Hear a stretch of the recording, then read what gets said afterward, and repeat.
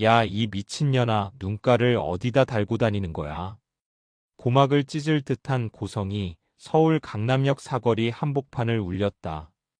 수백 명의 인파가 오가는 횡단보도 위에서 터져나온 날카로운 욕설에 사람들의 발걸음이 일제히 멈췄다. 매연과 소음으로 뒤범벅된 아스팔트 위로 살기 어린 정적이 감돌았다. 욕설을 내뱉은 남자는 키가 180cm는 좋게 되어 보이는 거구였다. 명품 로고가 어지럽게 박힌 셔츠의 단추를 배꼽까지 풀어 헤친 그는 목에 굵은 금목걸이를 감고 있었고 팔뚝에는 험악한 문신이 꿈틀거렸다.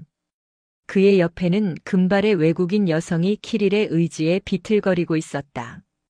남자의 거친 손이 맞은편에 서 있는 여성의 멱살을 억세게 움켜쥐었다. 뭐라고 말 좀 해보라니까 벙어리야. 남자가 누런 이빨을 드러내며 침을 튀겼다. 그의 손에 멱살이 잡힌 여성은 짙은 네이비색 트렌치 코트를 입고 있었다. 화장기 없는 얼굴이었지만 서늘할 정도로 하얀 피부와 또렷한 이목구비가 시선을 사로잡는 미인이었다. 그녀의 이름은 이서인. 대한민국 육군 특수전 사령부 707 특수임무단 대대장, 계급은 중령이었다. 서인은 멱살이 잡힌 채로 미동도 하지 않았다. 그녀의 맑은 눈동자가 핏대를 세우며 악을 쓰는 남자의 얼굴을 고요히 응시했다. 공포나 당황 따위는 찾아볼 수 없는 눈빛이었다.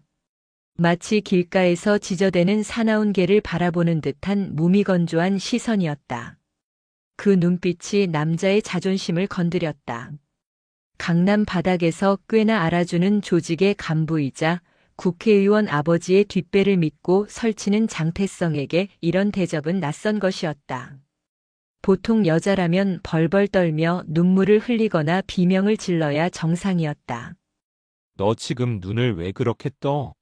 내가 누군지 알아? 장태성이 으르렁거렸다. 서인은 여전히 침묵했다. 그녀의 머릿속은 복잡한 감정 대신 냉철한 전술적 판단으로 돌아가고 있었다. 상황 분석. 민간인 남성 1명. 위협 수준 하. 음주 상태 추정. 그녀는 방금 전의 상황을 복기했다.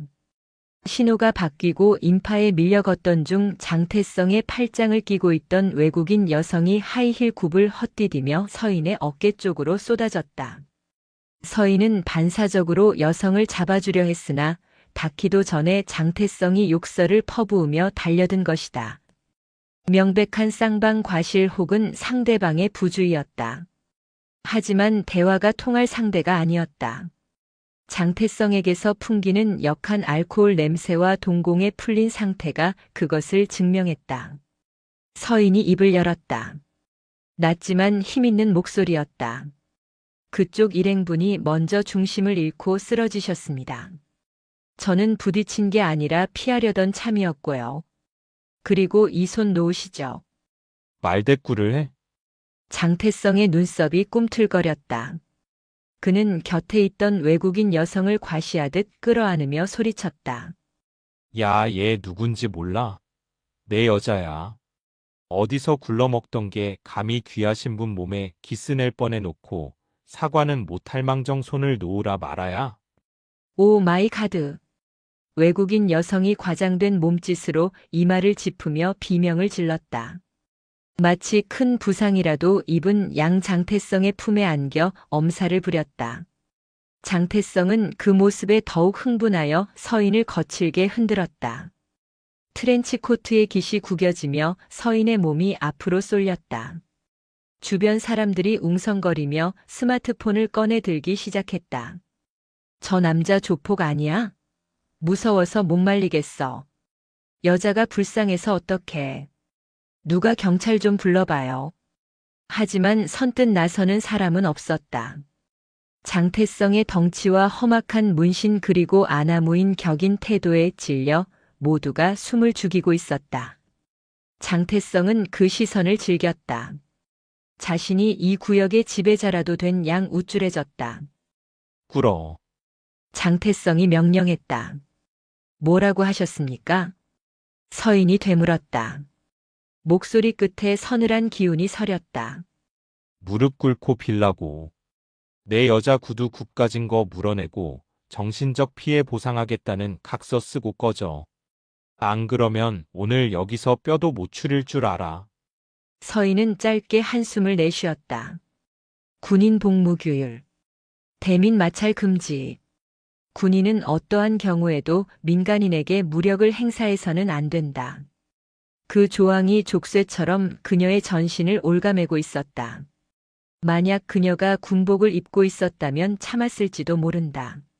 아니 계급장이 달린 군복이었다면 애초에 이런 양아치가 접근조차 못했을 것이다. 하지만 지금은 휴가 중인 민간인 신분이었다.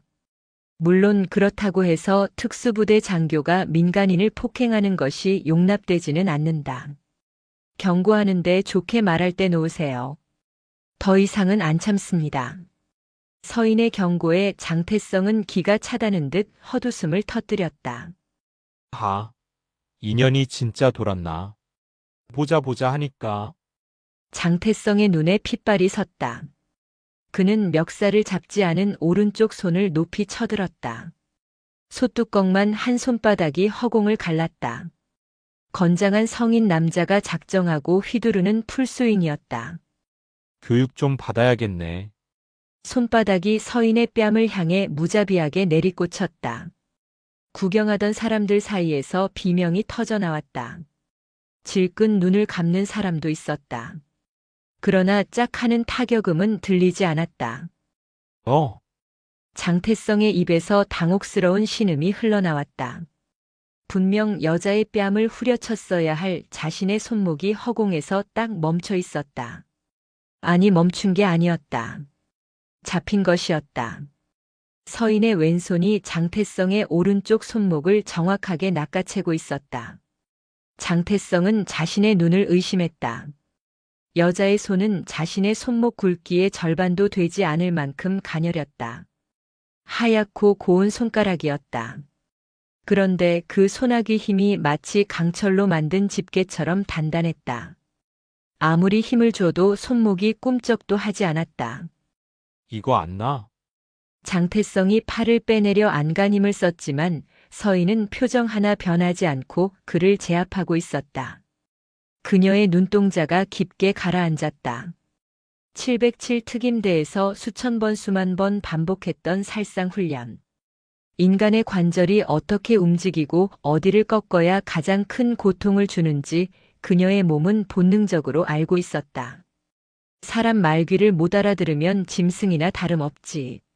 서인이 나직하게 은졸였다. 뭐? 짐승한테는 훈육이 필요하고. 그 순간 서인의 손이 기이한 궤적을 그리며 비틀렸다. 단순한 힘으로 꺾는 것이 아니었다. 상대의 힘을 역이용하여 관절의 가동 범위를 순식간에 벗어나게 만드는 고도의 기술이었다. 우두둑.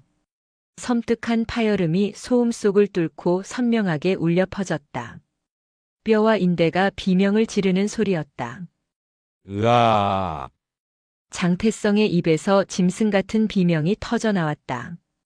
그는 멱살을 잡고 있던 왼손을 황급히 놓고 꺾인 오른팔을 부여잡으며 바닥으로 꼬꾸라졌다. 극심한 고통에 다리가 풀려버린 것이었다. 오빠. 외국인 여성이 소스라치게 놀라 뒷걸음질 쳤다. 바닥에 나뒹구는 장태성의 꼴은 처참했다. 거만하게 치켜올렸던 고개는 바닥에 처박혔고 식은 땀이 비오듯 쏟아졌다. 손목은 기괴한 각도로 꺾여 덜렁거리고 있었다. 서인은 옷깃을 탁탁 털어냈다. 구겨진 트렌치 코트를 매무새 좋게 정리하는 그녀의 모습은 방금 전 사람의 뼈를 부러뜨린 사람이라고는 믿기지 않을 만큼 우아하고 침착했다. 그녀는 바닥에서 뒹구는 장태성을 싸늘하게 내려다보았다. 치료비는 청구해. 법대로 해줄 테니까. 그녀는 그 말을 끝으로 뒤도 돌아보지 않았다. 신호등은 마침 다시 초록불로 바뀌어 있었다. 멍하니 입을 벌리고 서 있던 사람들이 홍해처럼 갈라지며 그녀에게 길을 터주었다. 저기요, 저 여자 뭐야? 봤어? 방금 손목을 그냥 한 번에. 사람들의 수군거림과 장태성의 신음소리를 뒤로 한 채 서인은 인파 속으로 유유히 사라졌다. 그녀의 발걸음에는 한치의 망설임도 없었다. 하지만 그녀는 알고 있었다. 이것이 끝이 아니라는 것을.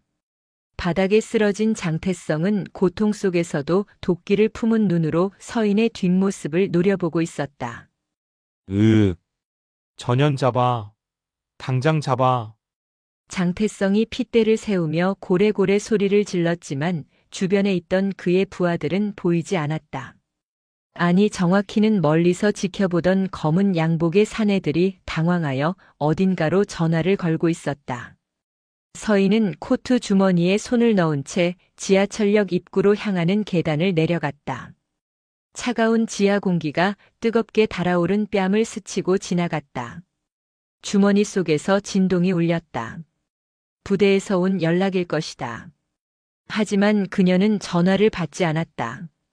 오늘은 아주 긴 하루가 될 것 같았다. 장태성은 부러진 손목을 부여잡고 거친 숨을 몰아쉬었다. 수치심이 전신을 휘감았다. 강남 바닥에서 그 누구도 자신을 이렇게 만든 적은 없었다.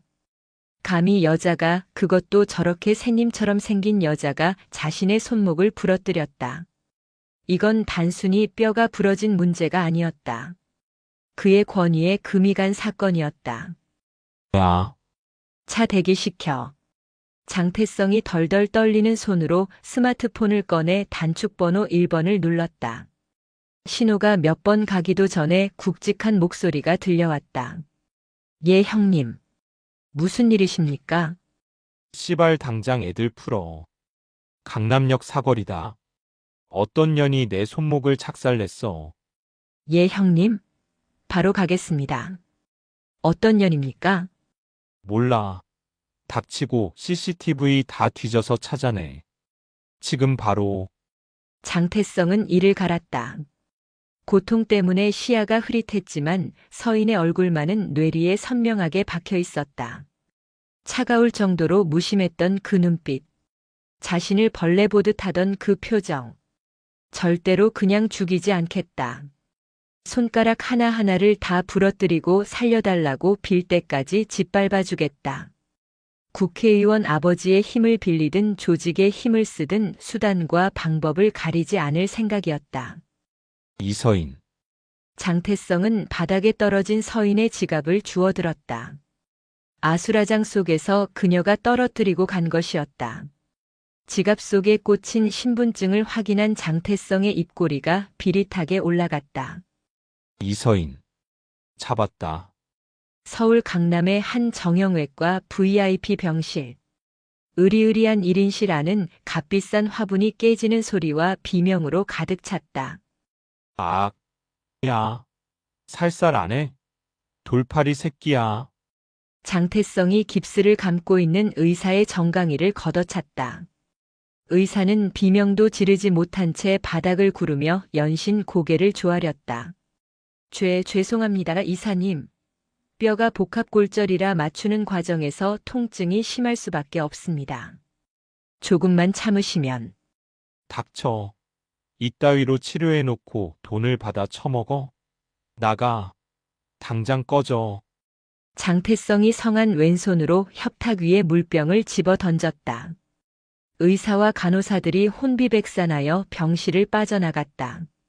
병실에는 거친 숨을 몰아쉬는 장태성과 구석에서 눈치를 보고 있는 부하 2명만이 남았다. 장태성은 욱신거리는 오른쪽 손목을 부여잡고 이를 갈았다. 진통제를 맞았는데도 뼈가 으스러지던 그 순간의 섬뜩한 감각은 사라지지 않았다. 태어나서 처음 겪어보는 굴욕이었다. 강남 바닥에서 국회의원 장명석의 아들이라고 하면 경찰서장도 와서 머리를 조아렸다. 그런데 감히 어디서 굴러먹던 여자가 자신을 이 꼴로 만들었다. 형님 진정하십시오. 애들 풀어서 쥐 잡듯이 뒤지고 있습니다. 부하 중 하나인 독사라는 별명을 가진 사내가 조심스럽게 입을 열었다. 장태성은 독사를 노려보다가 침대 시트 위에 던져두었던 지갑 하나를 턱짓으로 가리켰다. 현장에서 주워온 이서인의 지갑이었다. 신분증 꺼내봐. 독사가 얼른 지갑을 열어 주민등록증을 꺼내 장태성에게 건넸다. 장태성은 신분증에 적힌 이름을 확인하고는 코웃음을 쳤다. 이서인. 이름은 곱상하네. 근데 직업이 뭐라고? 독사가 지갑 안쪽 깊숙이 꽂혀있던 공무원증을 추가로 발견하고는 눈이 휘둥그레졌다. 형님. 이거 보십시오.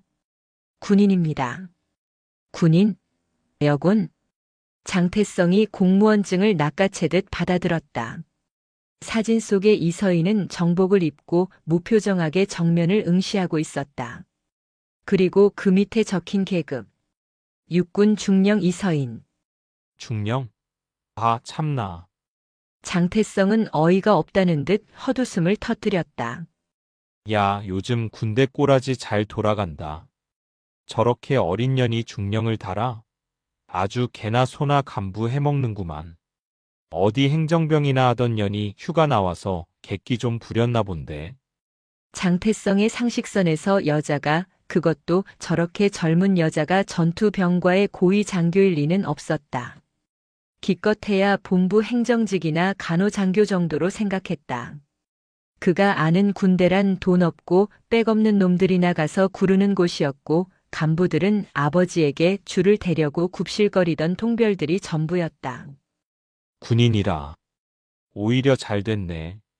장태성의 입가에 비열한 미소가 번졌다. 민간인이면 합인이 뭐니 시끄러울 수 있지만 군인이라면 이야기가 달랐다. 군인은 명예를 먹고 사는 족속들이라 약점 잡기가 훨씬 쉬웠다. 독사야. 2년 잡아서 우리 창고로 데려와. 예. 군인인데 괜찮겠습니까? 헌병대랑 엮이면 골치 아파질 수도. 멍청한 새끼. 누가 공식적으로 잡으래? 쥐도 새도 모르게 납치하라고. 민간인 폭행으로 옷 벗게 만들겠다고 협박하면 지가 알아서 길 거야. 데려와서 내 발가락부터 핥게 만들고 그 잘난 손목을 오한마로 으깨버릴 거니까. 장태성의 눈에 살기가 번뜩였다. 그는 침대 옆에 놓인 최신형 스마트폰을 집어들었다. 화면에는 아버지인 장명석 의원의 부재중 전화가 찍혀 있었다. 그리고 아버지한테는 비밀로 해.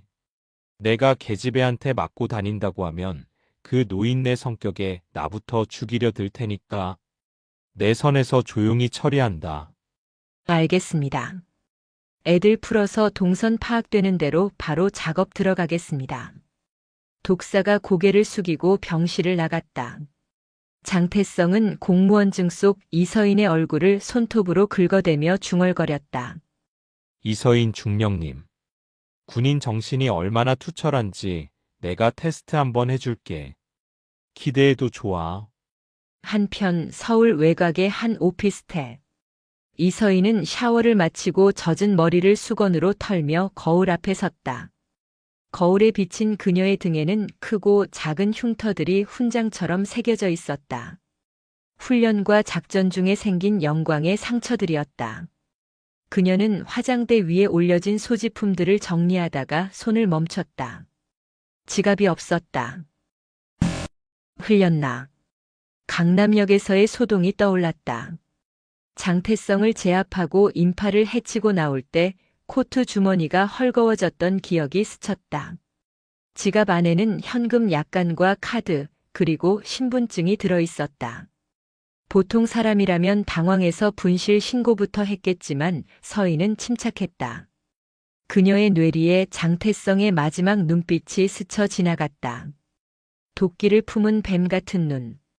그자가 지갑을 주었다면 자신의 신분을 알게 되었을 것이다. 귀찮게 됐군. 서인은 냉장고에서 생수 한 병을 꺼내 단숨에 들이켰다. 두려움은 없었다. 다만 성가신 파리가 꼬일 것이라는 직감이 들었다. 하지만 그녀는 707 특임대 대대장이었다. 적이 자신을 노리고 있다는 것을 알았을 때 그녀가 취하는 행동 양식은 도망이 아니었다. 요격. 그녀는 서랍 깊숙한 곳에서 예비용 스마트폰과 소형 도청 감지기를 꺼냈다. 올 테면 와봐. 누가 사냥감인지 알려줄 테니. 다음 날 아침 서울의 거리는 여느 때와 다름없이 분주했다. 서희는 평범한 회색 트레이닝복 차림으로 오피스텔을 나섰다. 모자를 푹 눌렀었지만 날카로운 눈빛만은 가려지지 않았다. 그녀가 건물 입구를 나서자마자 건너편 편의점 앞에 세워져 있던 검은색 세단 한 대가 미세하게 움직였다. 엔진의 진동, 선팅된 창문 너머로 느껴지는 시선. 일반인들은 눈치채지 못할 미미한 기척이었지만 서인의 레이더망을 피해갈 수는 없었다. 빙고. 서인은 모르는 척 이어폰을 꽂고 조깅을 시작했다. 그녀의 발걸음은 가벼웠지만 머릿속은 슈퍼컴퓨터처럼 빠르게 돌아가고 있었다. 세단은 일정한 거리를 두고 서인을 따라왔다. 서인은 일부러 골목길과 대로변을 번갈아가며 달렸다. 놈들의 운전 실력과 미행 수준을 파악하기 위함이었다. 아마추어는 아니군. 하지만 프로도 아니야. 그녀는 공원 화장실로 들어가는 척하며 사각지대로 몸을 숨겼다. 세단이 공원 입구에서 속도를 줄이며 멈칫했다. 그 틈을 타 서인은 화장실 창문을 통해 반대편 숲길로 빠져나갔다. 그리고 놈들의 뒤를 잡았다.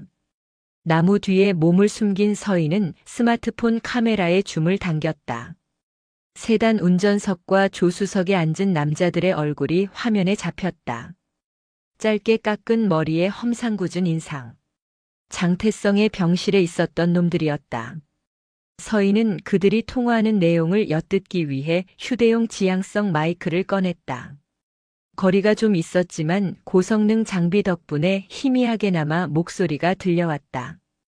예, 독사 형님. 놓쳤습니다. 화장실 들어간 지 10분이 넘었는데 안 나옵니다. 예, 죄송합니다. 다시 찾겠습니다. 전화를 끄는 조수석의 남자가 짜증을 내며 대시보드를 내리쳤다. 아 씨발 그년 귀신이야 뭐야? 분명히 들어가는 거 봤는데. 야, 형님이 말씀하신 거나 확인해. 그 MJ 파이낸스 장부 정리한 거 오늘 밤에 넘겨야 된다며. 알아. 차 트렁크에 실어놨어. 근데 이거 국회의원 양반 자금이라며?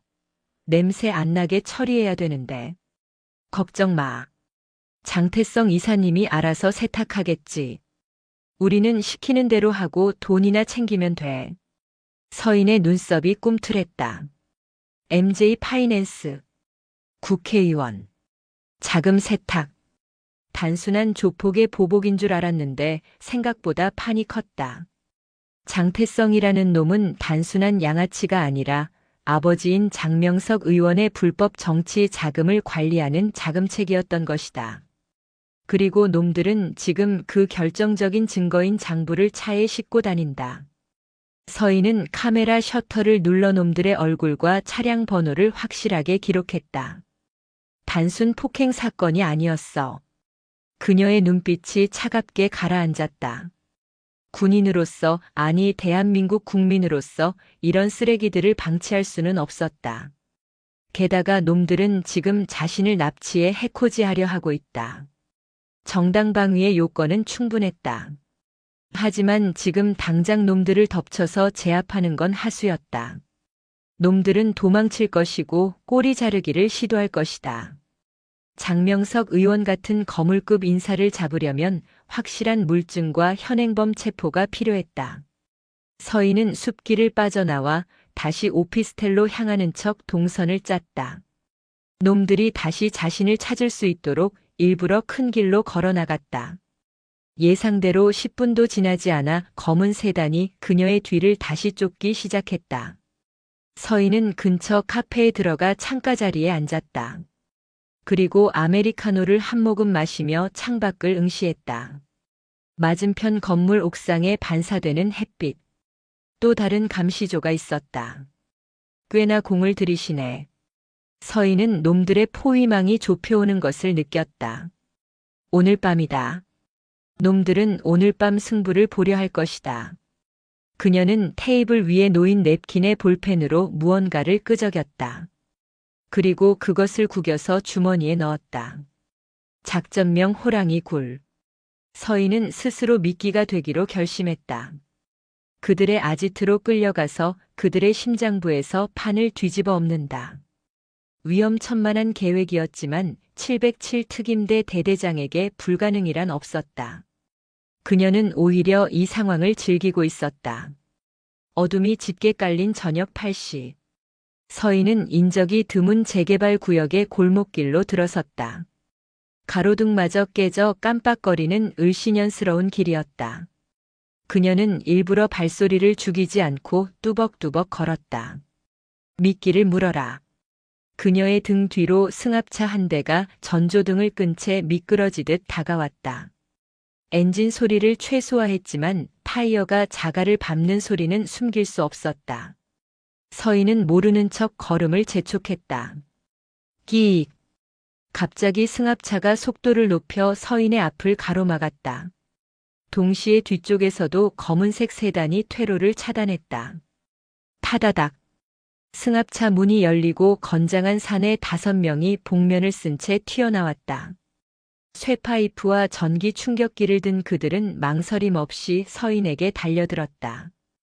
약! 누구세요? 서인은 과장되게 비명을 지르며 뒷걸음질 쳤다. 일부러 다리가 풀린 척 주저앉으며 공포에 질린 연기를 펼쳤다. 살려주세요. 돈 드릴게요. 제발. 닥쳐 이년아. 사내 중 한 명이 전기 충격기를 서인의 옆구리에 갖다 댔다. 지지직. 푸른 불꽃이 튀었다. 서인은 찰나의 순간 근육을 수축시켜 전류의 충격을 최소화했다. 하지만 겉으로는 거품을 물고 기절하는 신용을 했다. 뭐야, 군인이라더니 별거 아니잖아. 한 방에 가네. 빨리 실어. 누가 보기 전에. 사내들은 축 늘어진 서인의 팔다리를 들어 짐짝처럼 승합차 뒷좌석에 던져 넣었다. 그리고는 능숙하게 케이블 타이로 그녀의 손발을 묶고 머리에 검은 두건을 씌웠다. 출발해. 형님이 기다리신다. 승합차가 거칠게 출발했다. 덜컹거리는 차 안 서인은 두건 속에서 눈을 뜨고 있었다.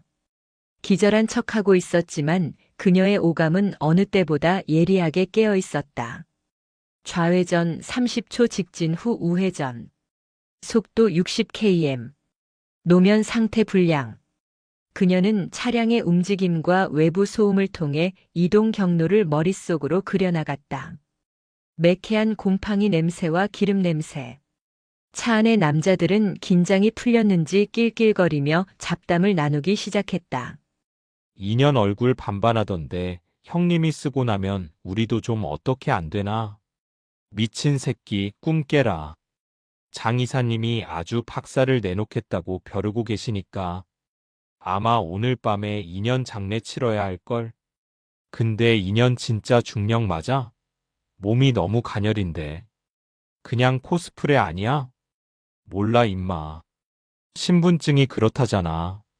아무튼 오늘 일당 두둑하게 챙기겠네. 놈들의 대화는 저급하기 짝이 없었다. 서인은 속으로 코웃음을 쳤다. 지금 자신을 묶고 있는 이 플라스틱 케이블 타이 따위는 마음만 먹으면 1초 만에 끊어버릴 수 있었다. 하지만 그녀는 기다렸다. 놈들의 본거지, 장태성이 있는 곳, 그리고 결정적인 증거인 장부가 있는 곳까지 안전하게 배달되어야 했다. 30분쯤 지났을까? 차가 비포장도로를 달리는 듯 심하게 요동치더니 멈춰섰다. 도착했습니다. 운전석의 남자가 무전기에 대고 말했다. 내려. 뒷문이 열리고 차가운 밤 공기가 훅 끼쳐왔다. 사내들은 서인을 거칠게 끌어내려 바닥에 내동댕이 쳤다. 흙먼지 냄새와 함께 폐공장 특유의 녹냄새가 진동했다. 일어나. 누군가 서인의 머리채를 잡아 일으켰다. 서인은 비틀거리며 끌려갔다.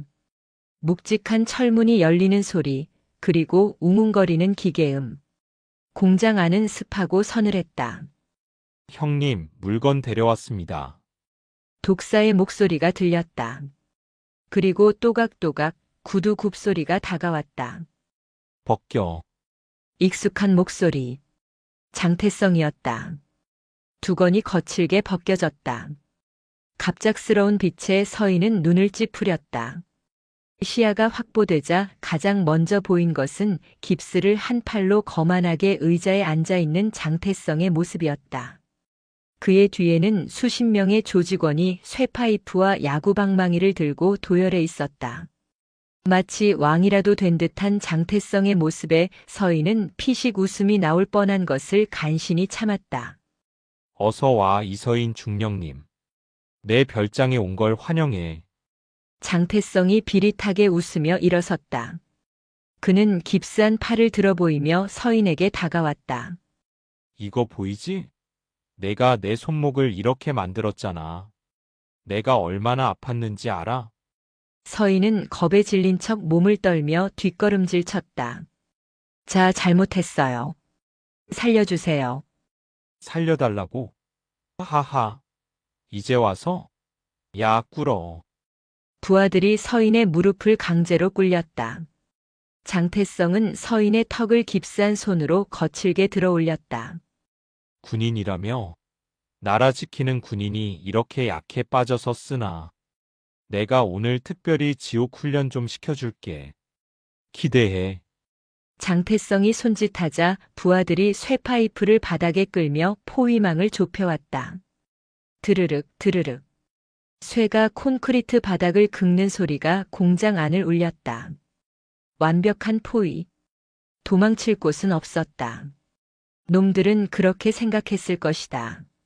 하지만 고개를 숙이고 있던 서인의 입꼬리가 아주 미세하게 말려 올라갔다. 그녀의 눈빛에서 공포는 온데간데 없이 사라지고 대신 시퍼런 살기가 타올랐다. 장소 확인. 주모자 확인. 증거물. 그녀의 시선이 공장 한 구석에 놓인 거대한 금고와 그 위에 쌓인 서류 박스들에 꽂혔다. 확인 완료. 모든 조건이 충족되었다. 이제 연극은 끝났다. 서인은 천천히 고개를 들었다. 장태성과 눈이 마주쳤다. 장태성은 흠칫했다. 방금 전까지 벌벌 떨던 여자의 눈이 아니었다. 그것은 먹잇감을 앞에 둔 최상위 포식자의 눈이었다. 뭐야? 너 눈빛이 왜 그래? 장태성이 당황하여 뒷걸음질 쳤다. 장태성. 서인의 입에서 처음으로 존대가 아닌 반말이 튀어나왔다. 목소리는 낮았지만 공장 전체를 얼어붙게 만들 만큼 압도적이었다. 너희 아버지한테 전화 한 통 미리 해두지 그랬어. 뭐라고? 아들내미 면회 올 준비하시라고. 투둑. 서인의 손목을 묶고 있던 두꺼운 케이블 타이가 거짓말처럼 끊어져 바닥으로 떨어졌다. 투둑.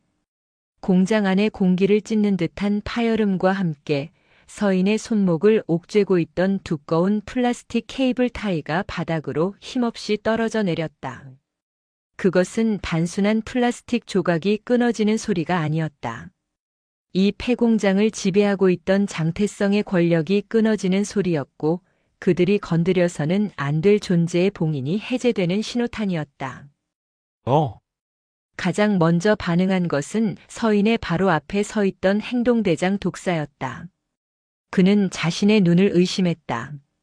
성인 남자가 도구를 써도 쉽게 끊지 못하는 산업용 케이블 타이를 여자의 가녀린 손목 힘만으로 끊어냈다는 사실이 도무지 입력되지 않았다. 하지만 서인은 그들이 당황할 시간을 주지 않았다. 이제 수업 시작해볼까? 서인의 몸이 유령처럼 흐릿해졌다. 퍽. 둔탁한 타격음이 울렸다.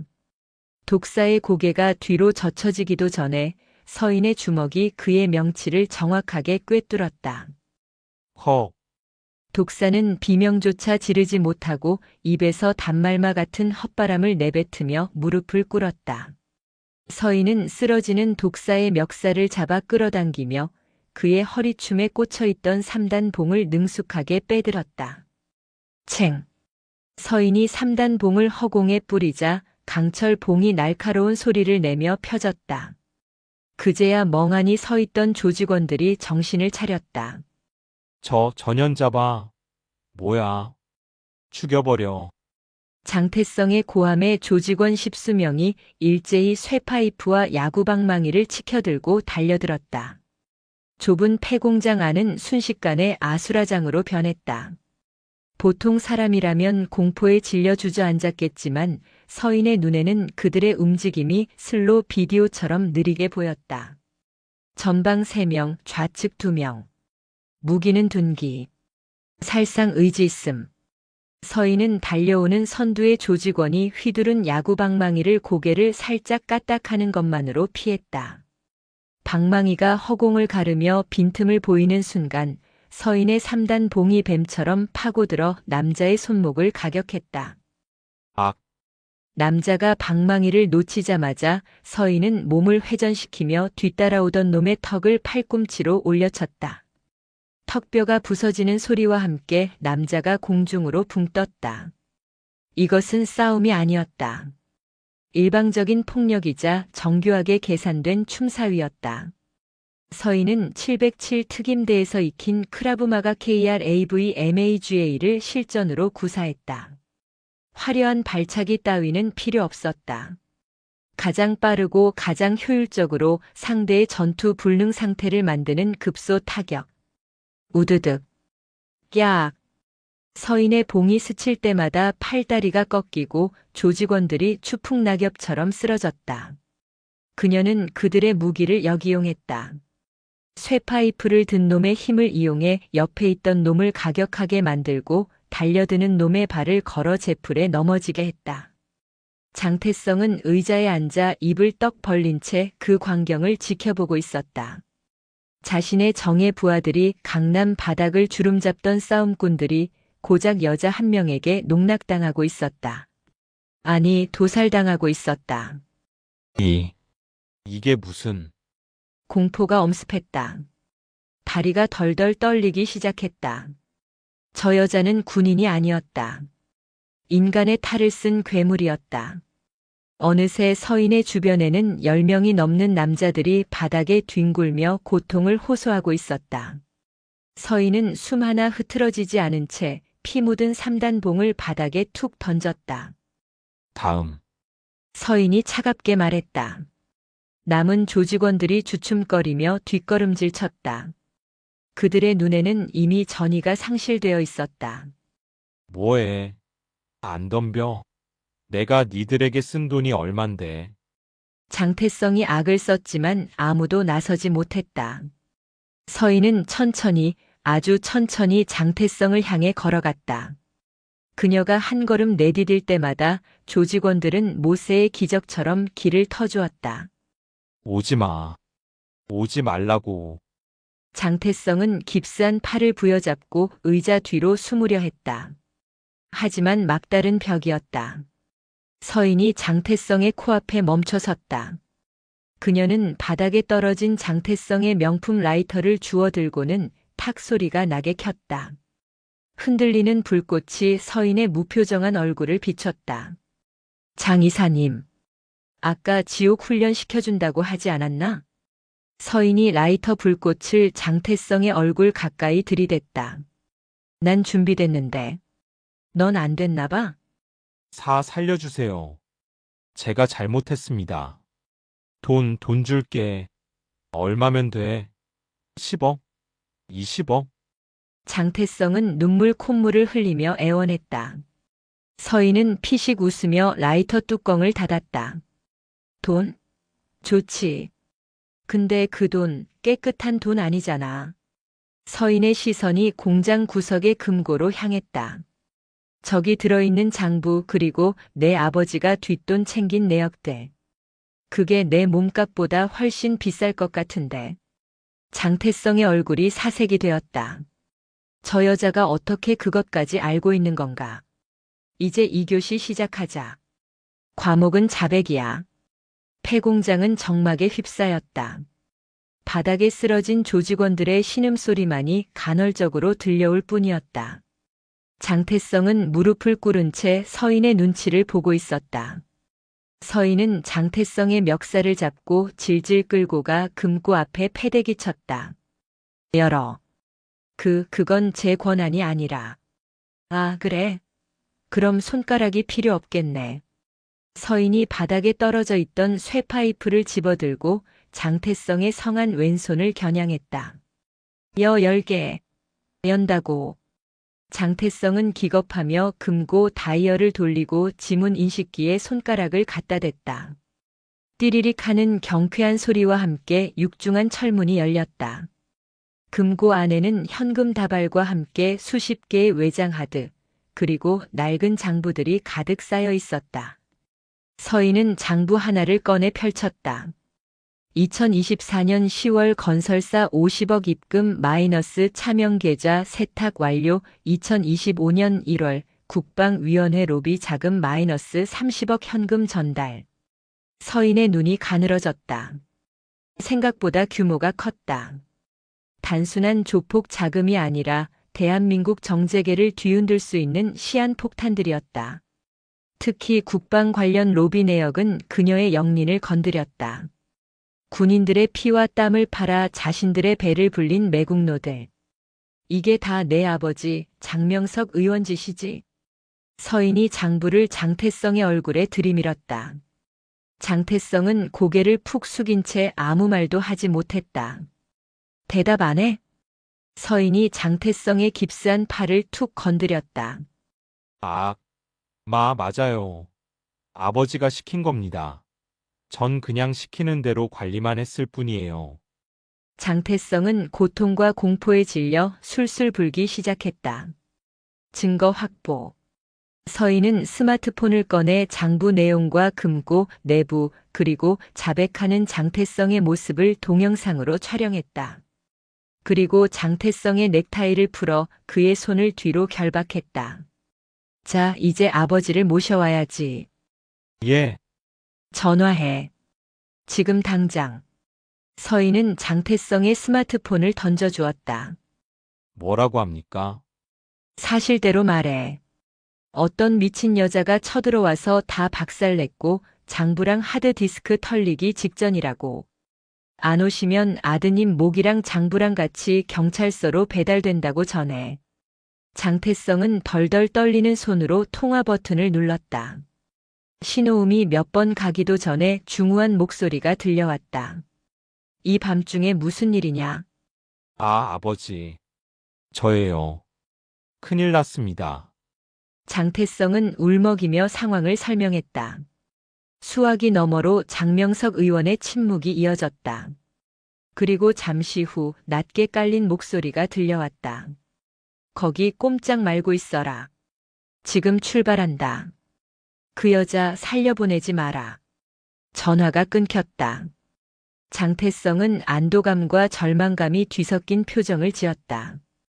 아버지가 온다는 것은 구원이자 동시에 자신의 무능함이 드러나는 심판의 순간이었기 때문이다. 서인은 스마트폰을 다시 빼앗아 주머니에 넣었다. 살려보내지 말라라. 역시 그 아비의 그 아들이네. 서인은 주변을 둘러보았다. 이 폐공장은 곧 전쟁터가 될 것이다. 장명석 의원은 국회 국방위원회 소속의 거물이었다. 그가 움직인다면 단순히 깡패들을 데리고 오지는 않을 것이다. 최소 용병급 경호원 혹은 사설 군사기업. 서인은 바닥에 널린 쇠파이프와 3단 봉, 그리고 깨진 유리 조각들을 모았다. 그리고 공장 입구와 주요 동선에 간이 부비 트랩을 설치하기 시작했다. 뭐 하는 거야? 장태성이 질린 표정으로 물었다. 손님 맞이 준비. 서인은 싱긋 웃었다. 그녀의 눈빛은 707 대테러 작전 수행 당시의 그 눈빛으로 돌아와 있었다. 너희 아버지가 데려올 사람들이 어떤 실력이든 상관없어. 여긴 이미 내 구역이거든. 서인은 공장 내부의 조명 스위치를 찾아 전원을 내렸다. 폐공장은 칠흑 같은 어둠 속에 잠겼다. 오직 천장에 뚫린 구멍으로 들어오는 희미한 달빛만이 서인의 실루엣을 비췄다. 지금부터 숨바꼭질이다. 소리내면 죽어. 서인은 어둠 속으로 사라졌다. 장태성은 어둠 속에 홀로 남겨진 공포에 숨조차 제대로 쉬지 못했다. 30분 후, 폐공장 밖에서 수대의 차량이 도착하는 소리가 들렸다. 엔진 소리만 들어도 고성능 세단과 SUV가 섞여 있음을 알 수 있었다. 문이 열리고 닫히는 소리, 그리고 자갈을 밟는 군화 소리가 들려왔다. 전원 진입해. 생존자는 없어야 한다. 목격자가 있으면 곤란해. 장명석 의원의 목소리였다. 냉혹하고 잔인한 명령이었다. 라저라저. 진입한다. 무전을 주고받는 소리. 프로였다. 일반 깡패들이 쓰는 용어가 아니었다. 서인은 어둠 속 철제 구조물 위에 엎드려 그들의 움직임을 주시했다. 열화상 카메라가 달린 야간 투시경을 착용한 6명의 남자들이 공장 안으로 진입했다. 그들은 MPO 기관단총과 소음 권총으로 무장하고 있었다. 전직 특수부대 혹은 PMC 민간 군사기업 용병들. 상황이 심각해졌다. 민간인 상대가 아니었다. 하지만 서인은 물러서지 않았다. 오히려 피가 뜨겁게 끓어올랐다. 태성아, 장태성. 장명석 의원이 후레쉬를 비추며 들어왔다. 그의 곁에는 덩치 큰 경호실장이 밀착 경호하고 있었다. 아, 아버지. 구석에 묶여있던 장태성이 울부짖었다. 용병들이 일제히 그쪽으로 총구를 겨눴다. 확보. 용병 2명이 장태성에게 다가가 결박을 풀었다. 그 여자는 어디 갔어? 장명석이 다급하게 물었다. 모르겠어요. 갑자기 불을 끄고 사라졌습니다. 귀신 같은 년이에요. 한심한 놈. 장명석이 아들의 뺨을 후려쳤다. 여기 있는 모든 걸 태워버려야 한다. 장부 하드디스크 그리고 그 여자까지. 단 하나도 남기지 마. 그때였다. 쨍그랑. 공장 반대편에서 쇠파이프가 떨어지는 소리가 났다. 용병들의 총구가 일제히 그쪽으로 돌아갔다. 타겟 확인 사살해. 용병 셋이 신속하게 소리난 쪽으로 이동했다. 하지만 그것은 서인의 유인이었다. 서인은 반대편 구조물 위에서 와이어를 타고 소리 없이 내려왔다. 그녀의 타겟은 용병이 아니었다. 바로 지휘부 장명석이었다. 누구냐? 경호실장이 기척을 느끼고 돌아섰지만 늦었다. 퍽. 서인의 군화발이 경호실장의 목을 강타했다. 억소리도 못 내고 거구가 쓰러졌다. 장명석이 놀라 뒷걸음질 쳤다. 내가 감히. 장명석이 품에서 권총을 꺼내려 했다. 하지만 서인이 더 빨랐다. 그녀는 장명석의 손목을 낚아채 비틀고 명치를 무릎으로 가격했다. 국회의원 배지를 단 노신사가 바닥에 처박혔다. 사격 중지. 사격 중지. VIP가 잡혔다. 용병 대장이 다급하게 외쳤다. 어둠 속에서 서인의 목소리가 울려 퍼졌다. 총 버려. 안 그러면 이 양반 목이 부러지는 소리를 듣게 될 거야. 서인은 장명석의 뒤에서 그의 목을 조르며 인간 방패로 삼았다. 장명석은 캑캑거리며 발버둥 쳤지만 서인의 악력은 쇠사슬 같았다. 너 인연. 내가 누군지 알아? 난 국회의원이야. 넌 끝났어. 내 말 한마디면 넌 쥐도 새도 모르게. 아직도 상황 파악이 안 되십니까, 의원님? 서인이 싸늘하게 속삭였다. 당신 아들이 마약 자금 세탁하고 당신이 국방 예산 횡령해서 비자금 만든 거. 그 증거가 내 손 안에 있습니다. 그리고 서인은 한 손으로 주머니에서 스마트폰을 꺼내 흔들었다. 화면에는 전송 완료라는 메시지가 떠 있었다. 방금 이 모든 자료가 국방부 검찰단 그리고 주요 언론사 사회부 기자들에게 전송됐습니다. 당신이 고용한 이 불법 무장단체의 영상까지 포함해서. 뭐라? 장명석의 얼굴이 흑빛으로 변했다. 지금쯤 밖이 아주 시끄러울 텐데. 서인의 말이 끝나기가 무섭게 멀리서 사이렌 소리가 들려오기 시작했다. 하나둘이 아니었다. 경찰차, 구급차 그리고 헌병대의 사이렌 소리가 뒤섞여 거대한 파도처럼 몰려오고 있었다. 거짓말. 거짓말이야. 장명석이 절규했다. 용병들. 뭐해? 쏴. 그냥 다 쏴 죽여버려. 장명석이 이성을 잃고 발악했다. 하지만 용병들은 이미 총을 내리고 있었다. 사이렌 소리가 가까워졌다는 건 포위됐다는 뜻이었다. 게다가 상대는 707 특임대 중령. 그녀를 죽인다면 그들은 대한민국 전군을 적으로 돌리게 된다. 돈 때문에 목숨을 걸 수는 없었다. 끝났습니다, 의원님. 서인은 장명석을 바닥에 밀쳐버렸다. 그리고 천천히 아주 당당하게 공장 입구를 향해 걸어갔다. 탕! 이성을 잃은 장명석이 바닥에 떨어진 권총을 집어들고 서인의 등 뒤를 향해 방아쇠를 당겼다. 하지만 총알은 빗나갔다. 서인이 몸을 숙임과 동시에 뒤돌려 차기로 장명석의 손에 들린 총을 날려버린 것이다.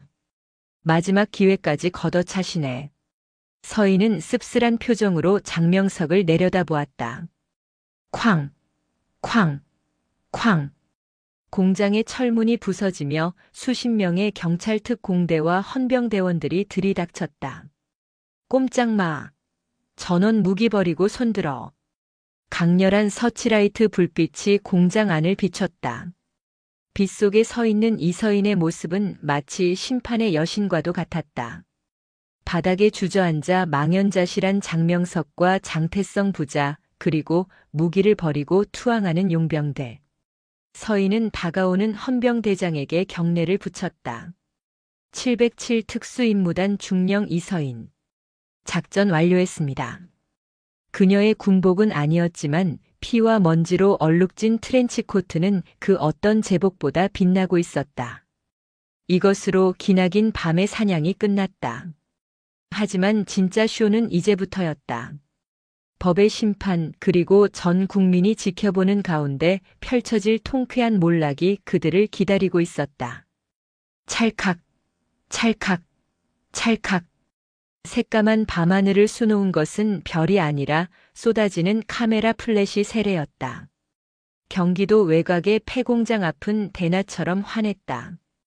경찰차와 헌병대 차량의 붉고 푸른 경광등이 어지럽게 회전하며 현장의 긴박함을 알렸다. 나와. 당장 나오라고. 고함과 함께 건장한 헌병들이 공장 입구에서 줄줄이 걸어 나왔다. 그들의 손에 이끌려 나오는 이들은 대한민국 정재계를 주름잡던 거물, 장명석 국회의원과 그의 아들 장태성이었다.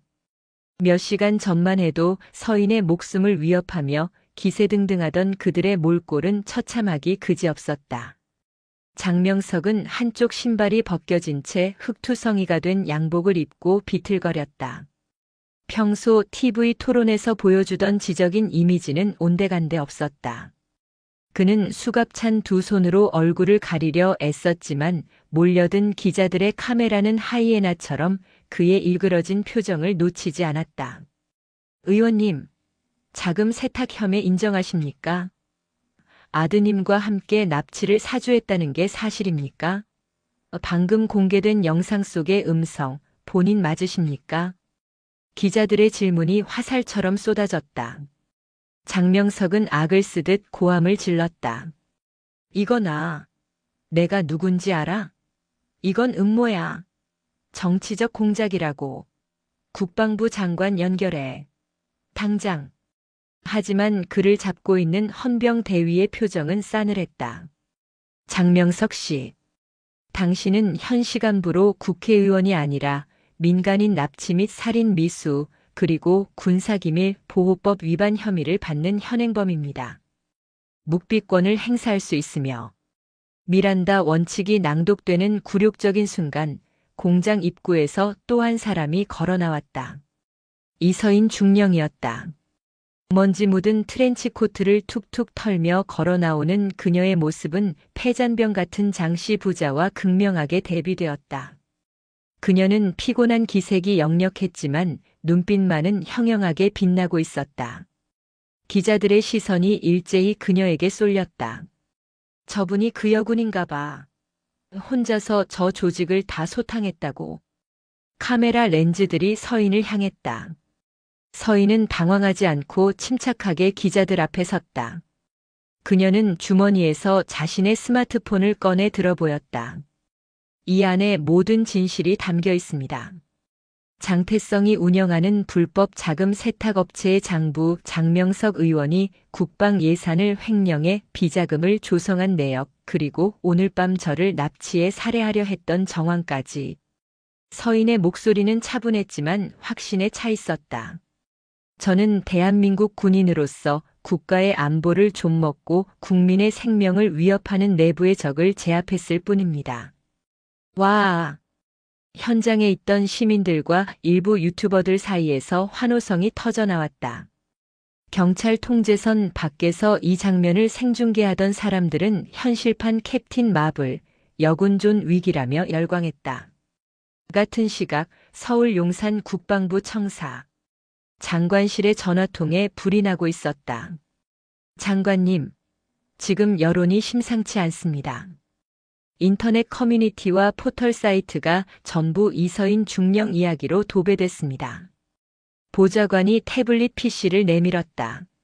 실시간 검색어 1위부터 10위까지가 전부 이서인, 장명석 체포, 707여군, 참교육 등의 키워드로 채워져 있었다. 허허. 이것 참. 국방부 장관은 헛웃음을 지었다.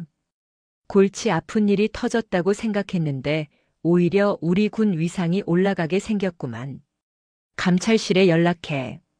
이서인 중령, 털끝 하나 건드리지 말고 정당방위로 확실하게 처리하라고. 그리고 장관의 눈이 날카롭게 빛났다. 장명석 그 인간, 이번엔 절대 못 빠져나가게 군 검찰단 최정예로 붙여. 썩은 살 도려낼 기회는 지금뿐이야. 취조실. 장태성은 덜덜 떨고 있었다. 옆방에서 들려오는 아버지의 고함 소리가 뚝 끊긴 지 오래였다. 눈앞에 앉은 군 검사는 서류 뭉치를 탁자에 던졌다. 장태성 씨, 영상 보니까 아주 가관이던데요. 쇠파이프 들고 설치는 꼴이 아주 조폭 영화 찍으셨어. 저는 시키는 대로 했을 뿐이에요. 아버지가 다 시킨 거라고요. 장태성은 살기 위해 아버지를 팔아넘기기 시작했다. 자금 세탁 장부. 그거 다 아버지가 관리하라고 준 거예요. 전 그냥 심부름꾼이었다고요. 제발 선처해 주세요. 비겁한 변명이었다. 하지만 서인이 확보한 증거는 너무나 완벽했다. 금고에서 나온 이중 장부에는 장태성의 필체로 적힌 메모들이 빼곡했고 그가 직접 외국인 로비스트와 마약을 거래한 내역까지 고스란히 담겨 있었다. 선처? 검사는 피식 웃으며 모니터 화면을 돌렸다. 화면에는 이서인이 제출한 바디캠 영상이 재생되고 있었다. 서인이 너희 아버지가 데려올 사람들이 어떤 실력이든 상관없어라고 말하며 부비트랩을 설치하는 장면, 그리고 장태성이 공포에 질려 모든 범죄 사실을 술술 부는 장면이 고화질로 나오고 있었다. 이서인 중령님이 아주 친절하게도 4K 화질로 찍어주셨네요. 당신 입으로 다 불었잖아. 이제 와서 발뺌해봤자 형량만 늘어납니다. 장태성은 절망감에 고개를 떨구었다. 깁스한 오른손목이 욱신거렸다. 그날 횡단보도에서 그 여자를 건드리지만 않았더라면, 아니 그냥 사과하고 끝냈더라면, 후회는 언제나 늦은 법이었다. 대한민국이 뒤집혔다. 뉴스는 연일 장명석 게이트와 이서인 신드롬을 다뤘다. 검찰 조사 결과는 충격적이었다. 장명석 의원이 방산 비리로 빼돌린 돈은 수백억 원에 달했고 그 돈은 아들 장태성의 유령 회사를 통해 세탁되어 해외 도박 자금과 마약 구매에 쓰였다.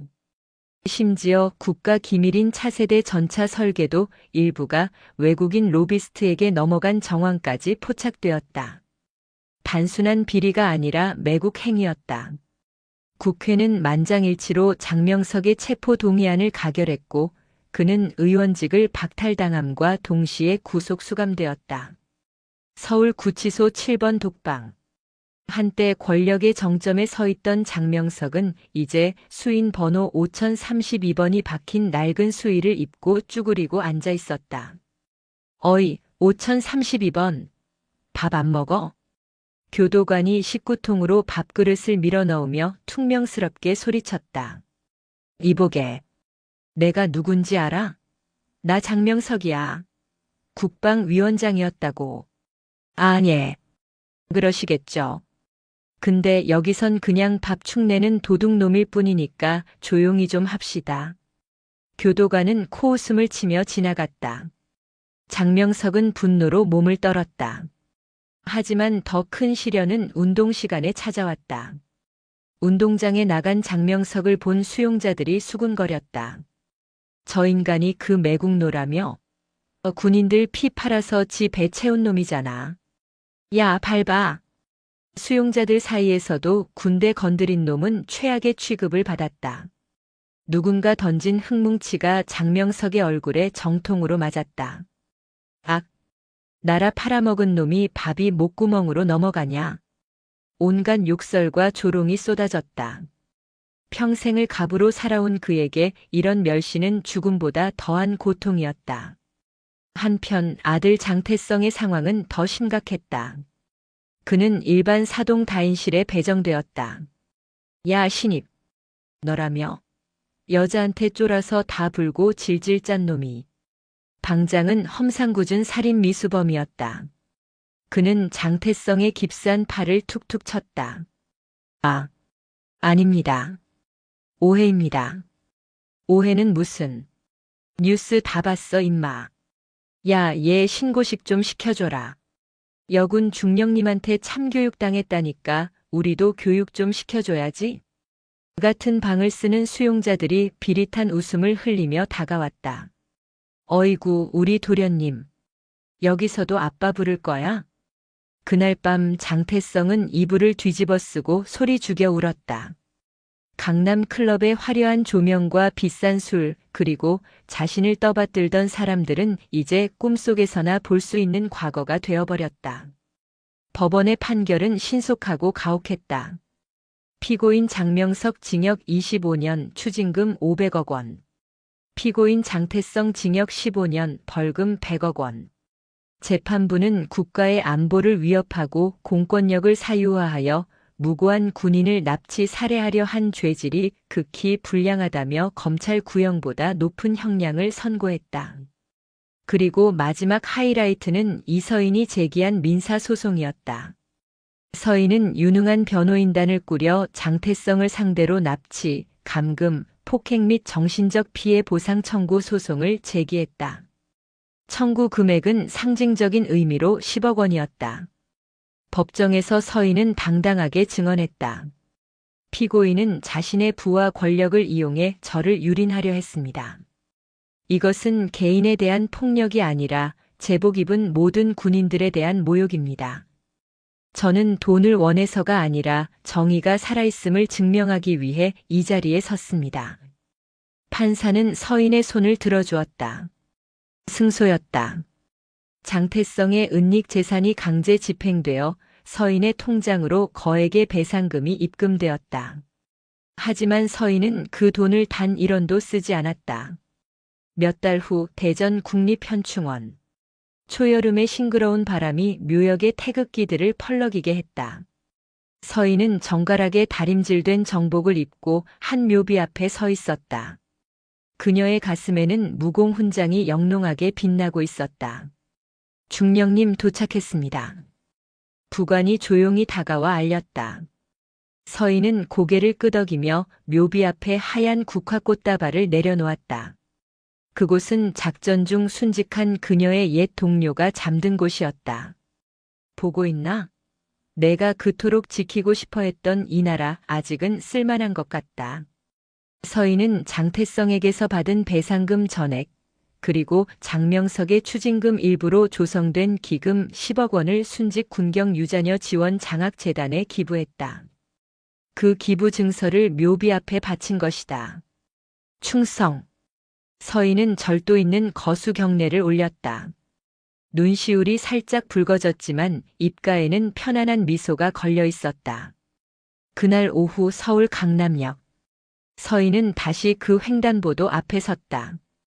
계절이 바뀌어 사람들의 옷차림은 가벼워져 있었지만 북적이는 인파와 소음은 여전했다. 하지만 달라진 것이 있었다. 서인이 신호등 앞에 서자 곁에 있던 여고생들이 수군거렸다. 저분 그분 아니야? 맞아. 이서인 중령님. 뉴스에서 봤어. 대박. 진짜 멋있다. 사람들이 그녀를 알아보고 길을 비켜주거나 존경 어린 눈빛을 보냈다. 예전처럼 무관심하거나 불쾌해하는 시선은 없었다. 그때 건너편 전광판 뉴스에 속보가 떴다.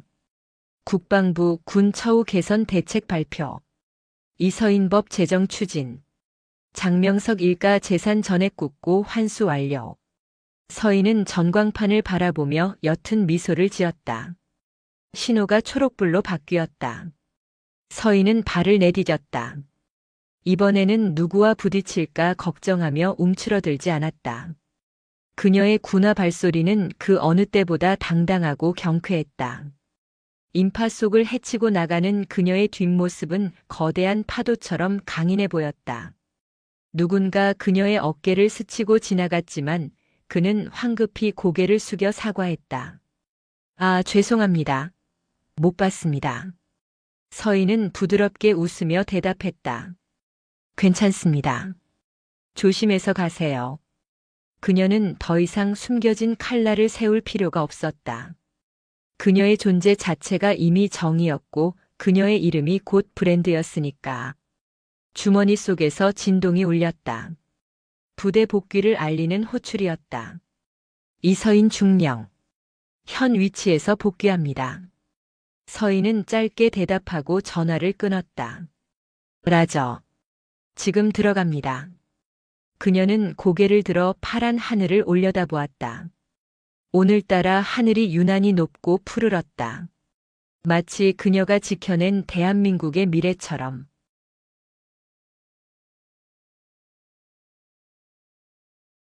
더 많은 이야기 구독, 좋아요, 알림 부탁드립니다.